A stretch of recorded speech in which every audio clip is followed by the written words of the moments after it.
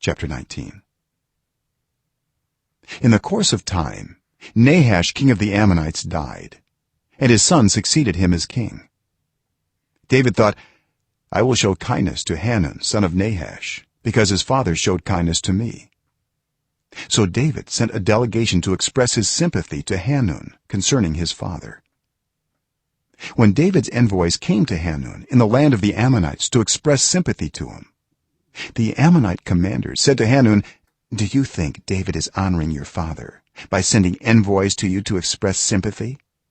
Haven't his envoys come to you only to explore and spy out the country and overthrow it? So Hanun seized David's envoys, shaved them, cut off their garments at the buttocks, and sent them away.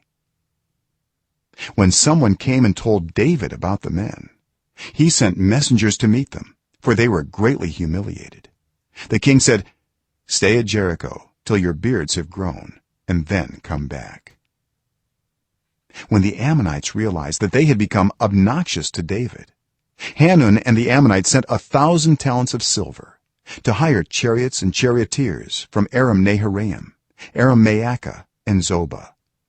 They hired 32,000 chariots and charioteers, as well as the king of Maacah with his troops, who came and camped near Medeba, while the Ammonites were mustered from their towns and moved out for battle. On hearing this, David sent Joab out with the entire army of fighting men. The Ammonites came out and drew up in battle formation at the entrance to their city, while the kings who had come were by themselves in the open country. Joab saw that there were battle lines in front of him and behind him, so he selected some of the best troops in Israel and deployed them against the Arameans. He put the rest of the men under the command of Abishai his brother, and they were deployed against the Ammonites. Joab said, if the Arameans are too strong for me, then you are to rescue me, but if the Ammonites are too strong for you, then I will rescue you. Be strong, and let us fight bravely for our people and the cities of our God. The Lord will do what is good in his sight. Then Joab and the troops with him advanced to fight the Arameans, and they fled before him. When the Ammonites realized that the Arameans were fleeing, they too fled before his brother Abishai and went inside the city. So Joab went back to Jerusalem.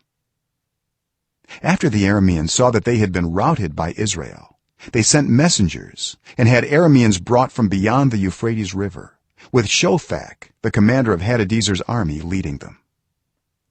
When David was told of this, he gathered all Israel and crossed the Jordan. He advanced against them and formed his battle lines opposite them.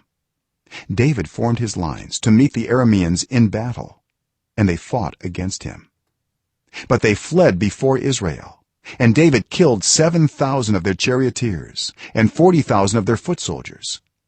He also killed Shophak the commander of their army.